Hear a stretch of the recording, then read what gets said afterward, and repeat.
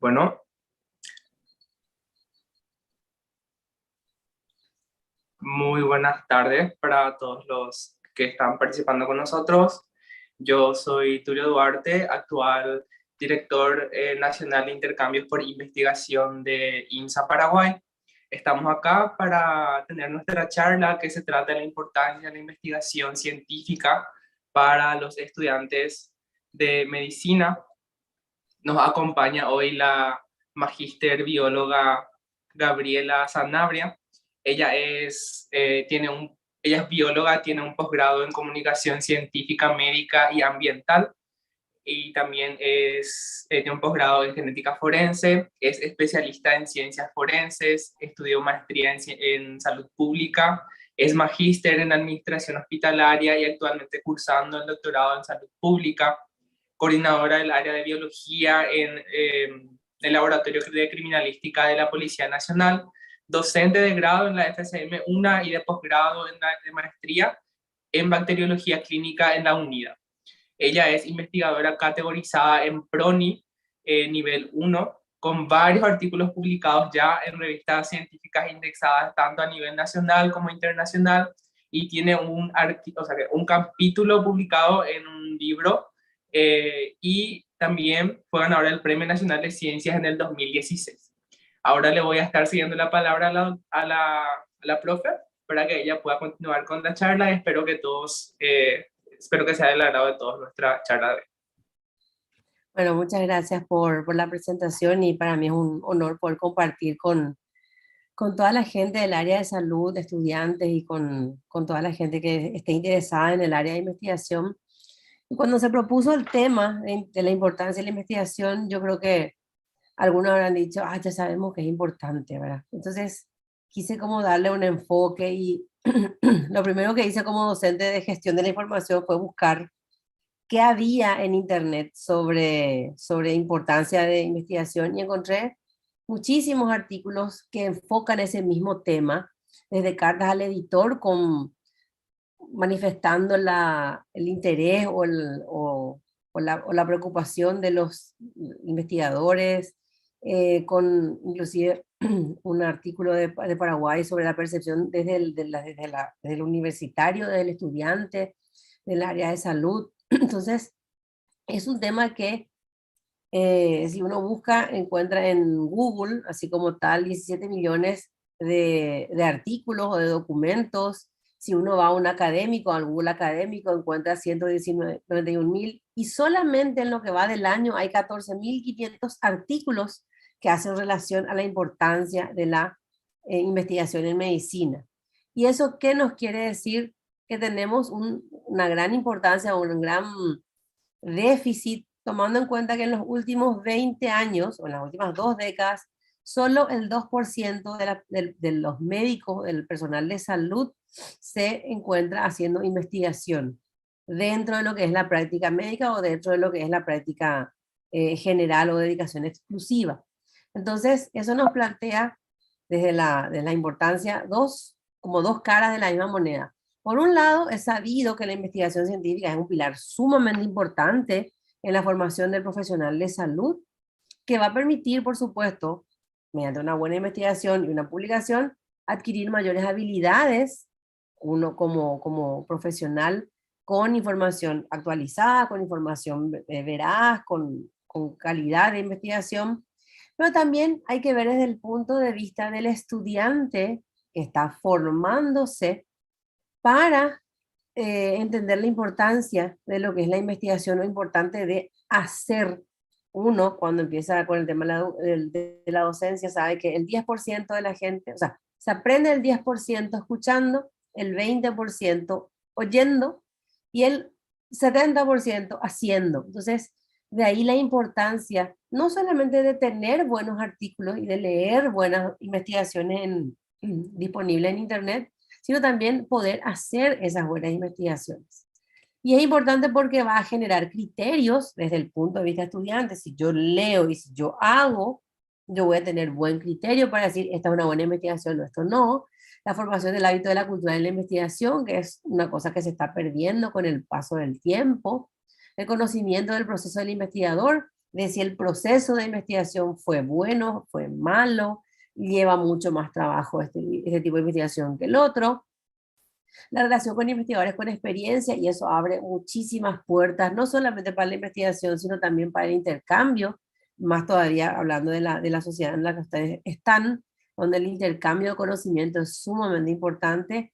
La adquisición de experiencia, la valoración personal, el tema de, bueno, decir, yo tengo publicación, yo estoy haciendo trabajo de investigación, yo estoy fomentando más mi conocimiento a través del hacer y no solamente del leer o del adquirir conocimiento de otros. El crecimiento en los rankings internacionales, eso por un lado por personal y otro por el lado también de la afiliación de la universidad. Ustedes saben que ahora nosotros estamos a los 100 primeros de Latinoamérica y eso es un logro muy importante que se da justamente gracias a la investigación de los docentes o del equipo de salud de la Universidad Nacional Asunción. Y por encima de todo es una carta de presentación de uno. O sea, decir, no es lo mismo decir, mira, yo quiero hacer investigación y no tengo ni idea, estoy haciendo investigación desde el grado, entonces algo de experiencia tengo y eso hace que sea mucho más fácil también. De hecho, creo que ahora inclusive algunas residencias piden publicaciones como dentro de su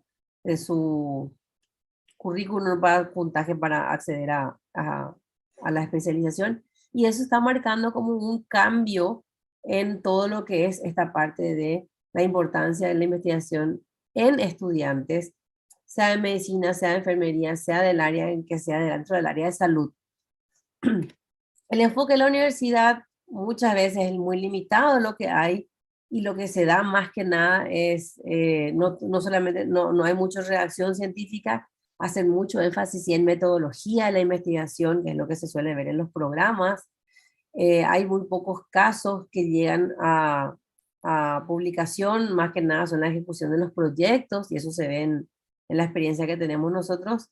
Y lo que dejan de lado y lo que cuesta mucho es publicar de repente los manuscritos o las investigaciones. Y es una falencia que está teniendo desde la universidad que hay que ir cambiando. ¿Y dónde vamos a cambiar eso con los estudiantes? ¿Cómo ayuda la investigación en la carrera? Porque también es una pregunta que de repente pueden hacer, ¿de qué me sirve a mí? Bueno, por un lado, como ya hemos adelantado, el desarrollo de las habilidades de la búsqueda, del análisis y la interpretación de la información científica, porque uno así se va haciendo el hábito de saber buscar y tener, de repente uno dice, no busqué y no encontré nada. Y no es que no se encontró nada, hay de todo, el asunto es cómo buscar, y eso, el tema de la investigación ayuda muchísimo a tener buena búsqueda bibliográfica, a la comunicación de los resultados, saber cómo escribir, porque no es lo mismo, obviamente, la forma en que nosotros hablamos, a la forma en que nosotros escribimos y la forma en que tenemos que comunicar ciencia, a la toma de decisiones basadas en evidencia. ¿Por qué? Porque si yo soy criterioso a la hora de buscar información, también voy a ser muy criterioso a la hora de basarme en que la evidencia sea correcta, de que tengan autores de referencia, en de que sean, cumplan con ciertos criterios a la hora de qué guías o qué documentos vamos a tener como parámetros para nuestra investigación propia. En la investigación como iniciativa propia, o sea, yo como estudiante del área de salud, normalmente la gente o la investigadora la universidad y el entorno pone el foco siempre en el estudiante. Entonces, espera que el estudiante por curiosidad propia logre encontrar algún proyecto el cual vincularse y realice. Entonces, tenemos dos caminos. Por un lado, el estudiante que está motivado, que va a decidir desarrollar la hipótesis, va a decir, bueno, yo quiero hacer un trabajo de investigación, se va a acercar probablemente a algún docente o lo va a tratar de hacer de manera independiente. Y por otro lado tenemos a estudiantes que ven en los docentes unos tutores o se pueden acoplar a esa línea de investigación, que es muy poco frecuente en nuestro país que un docente tenga una línea de investigación desarrollada en la universidad. Pero ahí ya está en el alumno en decir, mira, yo estoy sabiendo que el profesor tal está haciendo trabajo de investigación fuera, me gustaría seguir esa línea, y uno se puede ir acercando. Finalmente, ¿verdad?, ya sea de uno o del otro lado, el objetivo va a ser siempre el mismo, realizar investigaciones. La pregunta sería si esto se debe incluir dentro del currículum de la facultad. Por ejemplo, Alemania, y hay algunas carreras, no es el caso de medicina, pero medicina en Alemania necesita de una tesis de grado final como para requisito para el egreso de los alumnos. El 70% de los alumnos lo realiza durante su carrera de grado o lo realiza en el internado. Y el 60% de esas publicaciones, o sea, de esos trabajos de investigación son publicados. Entonces la tasa de éxito de publicación es bastante elevada.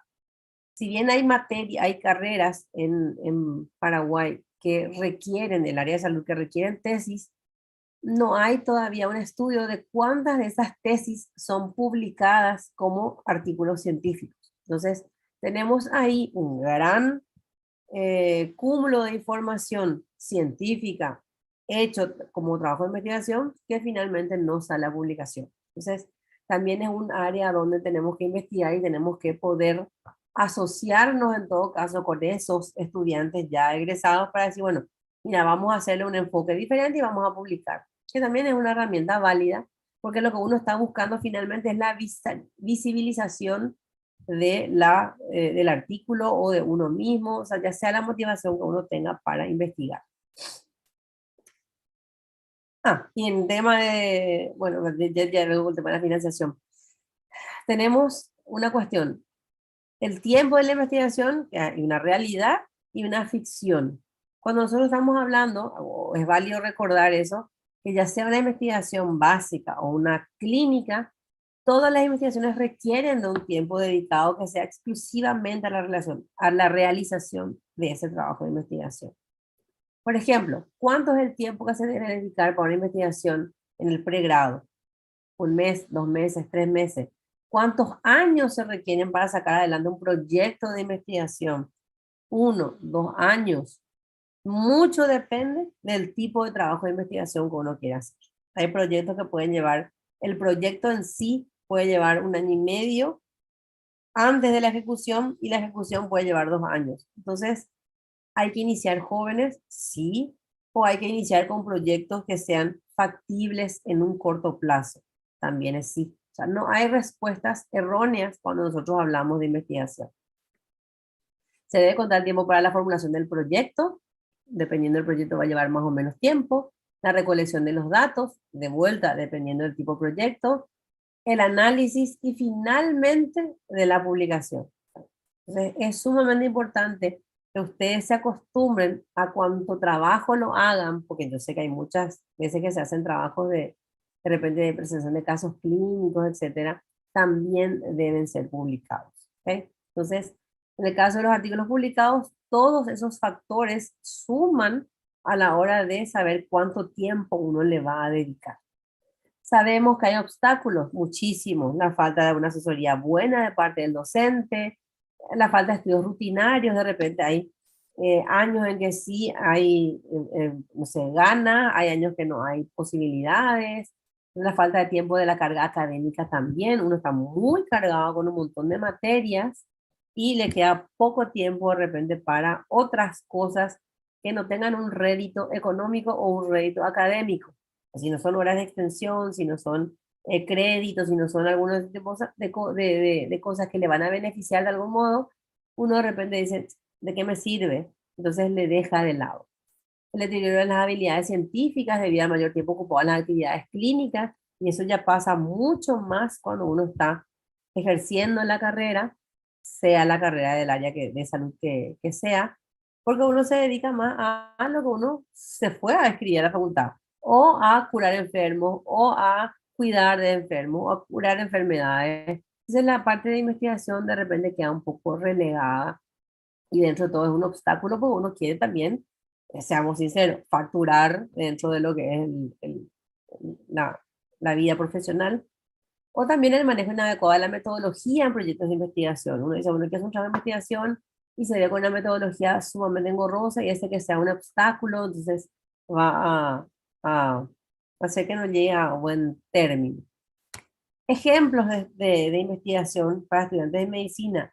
Y me gustó esta idea porque yo siempre digo, si vamos a empezar, tenemos que empezar por algo, ¿verdad? Por ahí sabemos que agarrar trabajo, como agarrar un trabajo de investigación anterior de alguna publicación de revista y podemos hacer lo mismo en nuestro país, o lo mismo en nuestra ciudad, lo mismo en nuestro hospital, y ya va a ser un dato que va a aportar a todo lo que sea la ciencia.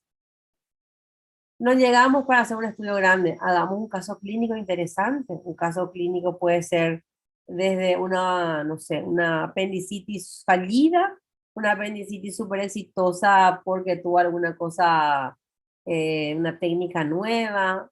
Un caso clínico. Imagínense con algo tan sencillo dentro de todo que tiene su vuelta a la hora de escribir. Revisión sistemática de literatura. Por ejemplo, sabemos que la leishmaniasis con el tiempo fue cambiando el tratamiento. ¿Cuál es el tratamiento actual de leishmaniasis? Eso es revisar todas las guías, revisar todos los consensos, ver qué tenemos nosotros disponible en Paraguay, una nueva revisión sobre el tratamiento de la patología que a ustedes se les ocurra. Imagínense qué tan grande es el universo para hacer una revisión sistemática. Realización de proyectos de investigación en áreas específicas de medicina. Hagamos con una cátedra directamente o con un profesor asociado afuera, que yo sé que está haciendo un trabajo multicéntrico. Yo puedo aportar algo desde donde estoy. Se puede. Perfecto. ¿Quieren más? La OPS tiene en esta página que está aquí, ustedes buscan temas OPS, salen desde la A a la Z, literal, todos los temas que uno puede investigar.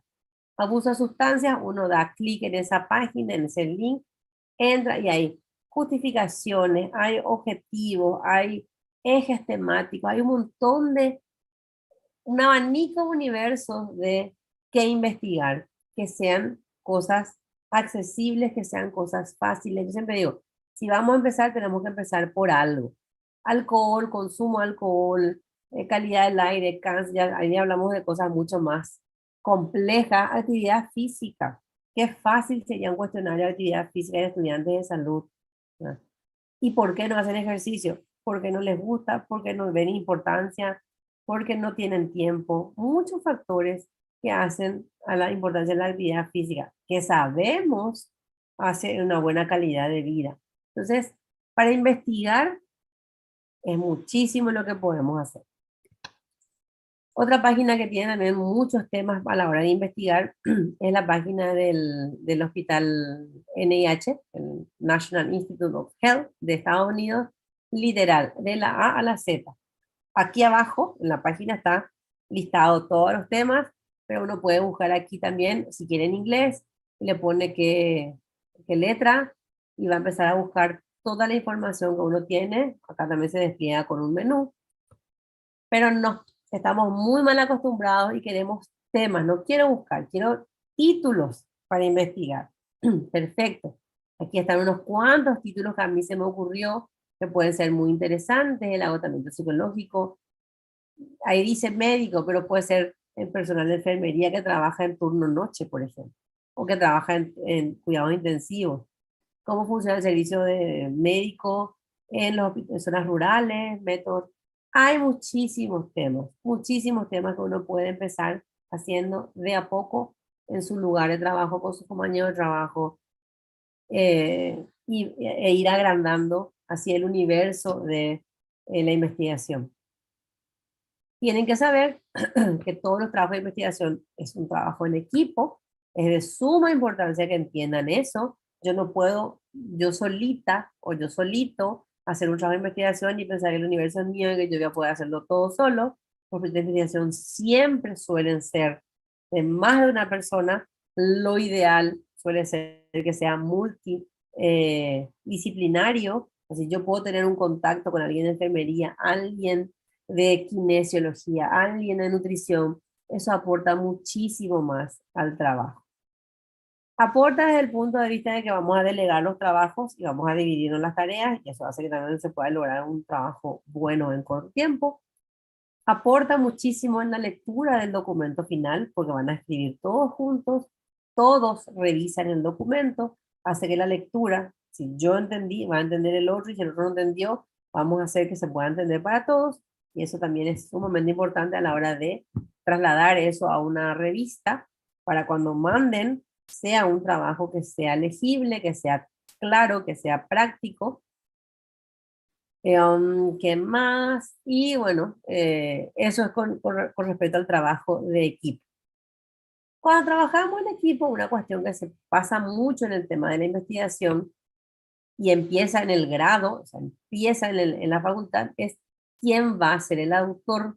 Y hay muchísimos estudios que demostraron cómo los profesores o los guías o los tutores abusando de esa posición y de repente solamente porque lo que hicieron fue controlar o revisar, hacen que se queden como los dueños del trabajo. Entonces, para eso, el Comité Internacional de Editores de Revistas Médicas desarrolló 3 criterios para que una persona sea incluida como autor. Uno, que haya hecho contribuciones sustanciales, ya sea en el concepto, diseño, adquisición de los datos, análisis, interpretación de estos, o que haya contribuido en la redacción del artículo, la revisión crítica del contenido intelectual, y que haya contribuido a la aprobación de la versión final que será llevado a publicación. Si reúne estos 3 criterios, ya sea uno de esta parte o esta parte, puede ser considerado como un autor del trabajo. ¿Ok? Pero ahí no termina el problema. También está quién va a ser el primer autor, que es otro problema otra vez. Y eso es conocido de que el primer autor siempre se va a considerar como que el más importante, el que mayor aporte hizo al trabajo de investigación. De repente es el que hizo todo esto, más esto, y el siguiente va a ser el que hizo solamente una parte y el resto, y así, pero eso, gente, debe estar definido desde el día 1 de la investigación. Cuando se juntaron todos a decir, bueno, vamos a hacer una investigación, yo quiero hacer esto y tal y cual, y esa persona tiene que saber que por ahí, esa persona que trajo la idea va a ser el primer autor.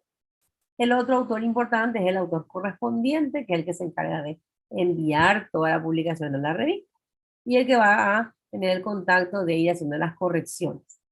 Entonces, eso es sumamente necesario que se pueda hablar desde el momento que uno empieza con el trabajo de investigación. Recordar, y eso va desde el punto de vista de los docentes también, que un estudiante que está motivado y es reconocido va a volver a trabajar en más proyectos de investigación. ¿Okay? Entonces, definir bien eso. ¿Cuáles son los desafíos que uno tiene? Son y hay un artículo que me pareció muy interesante que es de este año sobre los nuevos retos para el desarrollo de habilidades investigativas en la carrera de medicina, cómo enfocaba en Cuba ese tema de la investigación y el desarrollo. La falta de tiempo y recursos es un problema y es un problema que tenemos en probablemente toda Latinoamérica, ¿verdad? Por un lado, o sea, no tenemos tiempo, y el que de repente tiene un poco de tiempo le falta los recursos económicos para hacer investigación, conseguir fondos es difícil y lleva mucho más tiempo porque implica un trabajo de proyecto de investigación bastante más elaborado. La dificultad en la búsqueda de acceso a información científica relevante y confiable. Tenemos un montón de información disponible, no siempre sabemos si esa información es eh, bastante seria debido al tipo de publicación.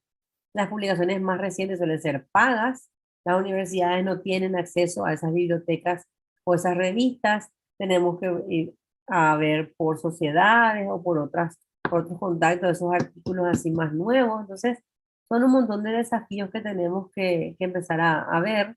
La falta de habilidad en la interpretación y el análisis de datos también es una falencia muy grande desde la parte de grado y también se extrapola después a la parte de posgrado y la vida profesional, porque no tenemos mucho de estadística y mucho de investigación ya desde el grado. Entonces, es un desafío que tenemos que empezar a ver, ¿verdad? Y también ese desafío de aquí, de la dificultad o del acceso a la información científica, que sea relevante, la mayoría de las publicaciones están en inglés. Entonces, nuestros desafíos como estudiantes y como docentes es empezar a incursionar en ese tipo de cuestiones en cuanto a la interpretación, en cuanto a si yo estoy leyendo un artículo y ahí dice la P menor a 0,05, ¿qué significa? Ya sacarnos las dudas a la hora de leer y eso nos va a ayudar también a la hora de realizar trabajos de investigación.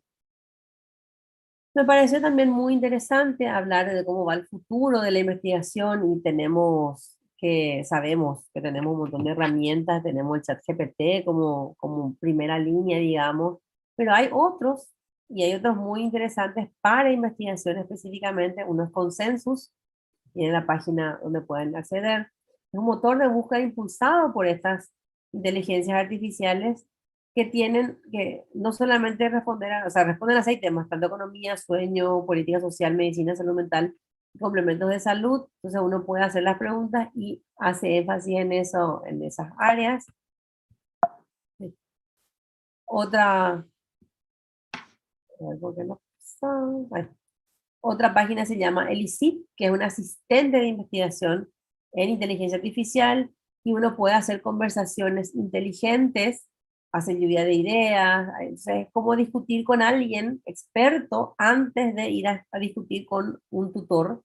Entonces, con una información ya bien fundamentada y verificada, entonces le da aquí toda la información ya detallada del tema que usted está investigando o buscando.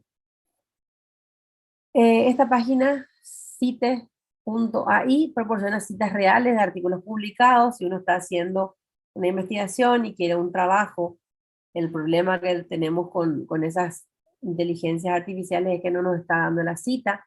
En este caso sí nos da la cita real de un documento donde sacó. El único problema es que esta es pago, entonces nos dificulta un poquitito, pero es una herramienta que tenemos disponible. Hay como una versión fría ahí, pero por supuesto tiene con limitaciones. Esta página, Rabbit, es como el Spotify de la investigación. Uno puede crear colecciones, va haciendo sus artículos, y eso puede hacer de repente que sea más fácil a la hora de buscar documentos, y puede ir dando recomendaciones también. La página aquí. Y uno que me pareció a mí súper interesante es el chat PDF, en donde uno puede cargar el PDF ahí de un artículo que esté leyendo, y le empieza a hacer preguntas. Es como hablar con el PDF. Entonces, bueno, ¿cuál es la idea central del artículo? ¿Cuáles fueron los objetivos de la investigación? Entonces, se hace dinámico y hace que leer o que eh, tipo hacer un análisis exhaustivo de un PDF o de un artículo sea mucho más fácil, porque ya le saca la idea. Uno no tiene que estar leyendo y de repente buscando.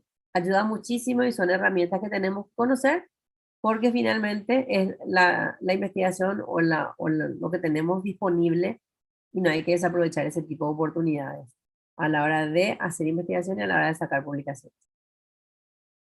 Recomendaciones de las instituciones. ¿Y por qué yo pongo la recomendación de las instituciones o para la institución si ustedes son estudiantes y no hay nadie en la institución? Porque ustedes tienen que saber o qué tienen que exigir como estudiantes. La participación en tanto de la creación como el conocimiento de grupos de investigación. Hay algunas universidades que ya tienen grupos, eso tiene que seguir fomentándose y alimentando siempre con estudiantes nuevos. Es necesaria la formación de docentes como investigadores.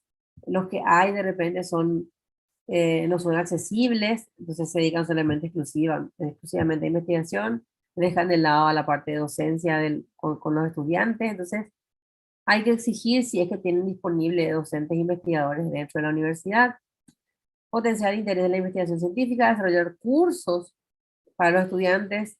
Hay muchísimos cursos que se están haciendo, es cuestión de que ustedes vayan a buscar, y si no, que pidan a las instituciones que se hagan esos cursos. Coordinar estancias de rotación también es sumamente importante, que se pueda pedir eso o ver, porque hay veces que la institución educativa, porque tiene convenios, pero no da a comunicar esos convenios con los estudiantes, entonces se pierden en el tiempo. Coordinar los talleres de redes sociales y redes científicas, la utilización de LinkedIn, por ejemplo, que es como el Facebook de la parte académica. Coordinar intercambios también científicos con investigadores destacados, facilitar publicación, crear un premio anual, por ejemplo, a la publicación científica para estudiantes. Estudiante que haya publicado tiene un premio, un reconocimiento, eso ayuda al currículum. Entonces, ahora, o por lo menos desde la facultad, yo sé que está, de Facultad de Medicina, se hacen ese tipo de cosas, o por lo menos se está impulsando mucho la investigación desde los estudiantes, pero eso tiene que poder trasladarse a otras instituciones para poder también trabajar en redes, y poder hacer trabajos como colaborativos. Para los docentes, tiene que haber un rol más activo como tutor para el proceso de investigación del estudiante, abordar la experiencia científica de la gente que sabe, tiene que poder compartir eso. Entonces, el aprendizaje y enseñanza, dice, se ve reflejado en el 75% de las publicaciones de estudiantes como autores conjuntos. Eso se da mucho a nivel internacional, muy poco todavía a nivel nacional. Diagnosticar el grado de interés también del estudiante. No se le puede obligar, y eso es una realidad, yo no le puedo obligar a todos los estudiantes que hagan investigación, pero si yo tengo un grupo que quiere hacer, voy a tener que, de hecho lo hago, los abrazo, los tengo de mi lado y trato de mimarlos muchísimo. ¿Por qué? Porque es la fuente mayor de trabajo que uno tiene a la hora de hacer investigación, tanto de pregrado como de posgrado también. ¿Eh? Por último, para los alumnos, apoyarse en sociedades científicas. Si no tenemos el apoyo de la universidad, tenemos estas redes así como la que están ustedes participando para hacer investigación, participar en distintos cursos extracurriculares orientados a la investigación.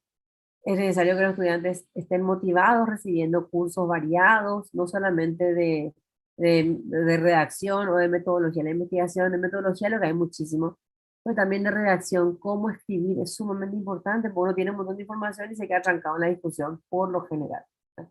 Método de investigación y aprender inglés. Yo siempre voy a insistir con eso. No es solamente es para hablar, sino también para saber escribir e interpretar lo que hay de bibliografía científica, que el 90% está en ese idioma. ¿Okay? En conclusión, la investigación es un proceso fundamental en el aprendizaje de las ciencias biomédicas, todas, ¿verdad? No solamente tener investigación de calidad para aprender, sino aprender haciendo investigación. En el pregrado hay, por lo general, bajo interés, pero aún más importante que hay pocos espacios actualmente en los currículums de medicina o del área de salud para estos proyectos, o sea, no hay de repente mucho énfasis en eso. La investigación científica en el pregrado de medicina constituye un pilar de la formación del profesional, eso tienen que saberlo, y permite brindar también una mejor asistencia médica basada en la evidencia. Asistencia nutricional, asistencia de enfermería, asistencia del área que ustedes estén, pero siempre basada en la evidencia científica de otros autores. Pensamiento crítico, habilidad de escritura, reputación académica, científica, ahí ya va la parte personal, si les interesa, pero todos los motivos son válidos cuando uno quiere hablar de investigación. Investiga, actúa, avanza. ¿Alguna pregunta hasta aquí?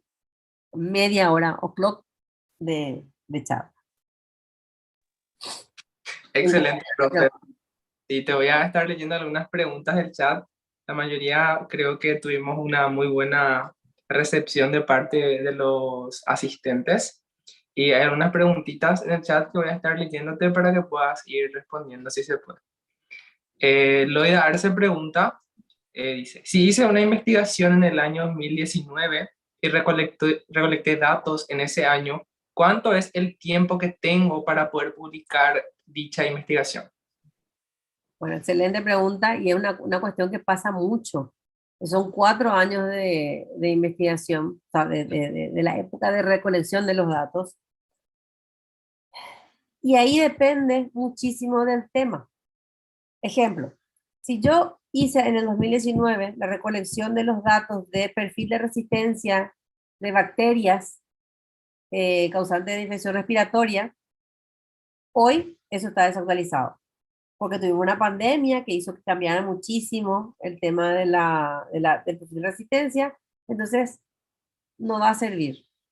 ¿Qué pasa? A eso yo le puedo sumar los datos de 2022 y ahí ya es un trabajo totalmente diferente, mucho más amplio, publicable ahora. Entonces depende mucho del tema para publicar.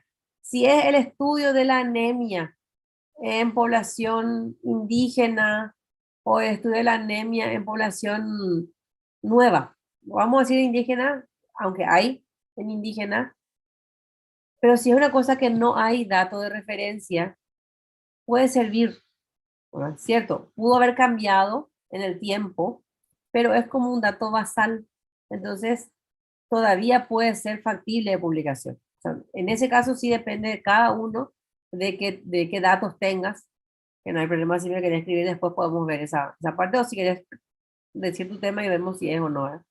Pero eso es lo que tienen que tener ustedes presente cuando, si tienen datos, entre comillas, viejos, no, porque no depende mucho. Si yo hoy estoy hablando de COVID y tratamiento de COVID, hoy ya es viejo y el COVID terminó la pandemia el año pasado, más o menos.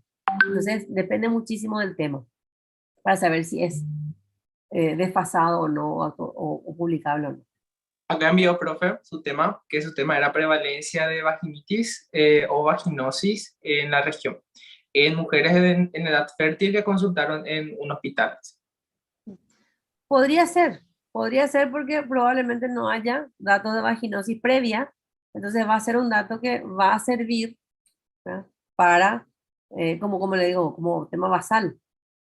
Entonces, el que quiera hacer ahora el tema, o si hay una posibilidad de hacer una actualización, sin ningún problema se puede solamente actualizar y juntar con esos datos. Y se hace como dos cortes, uno en el 2019 y otro con los datos de 2020, 2021, 2022.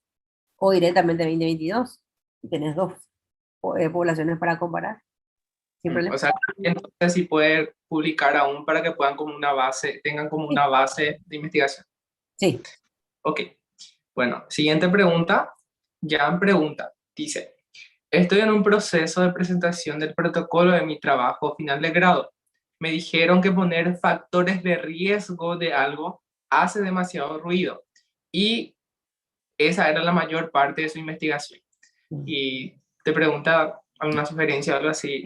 Bueno, factores de riesgo súper importantes, Jan, pero ¿qué tenés que tener en cuenta? Y vamos a un ejemplo. Si yo digo factores de riesgo de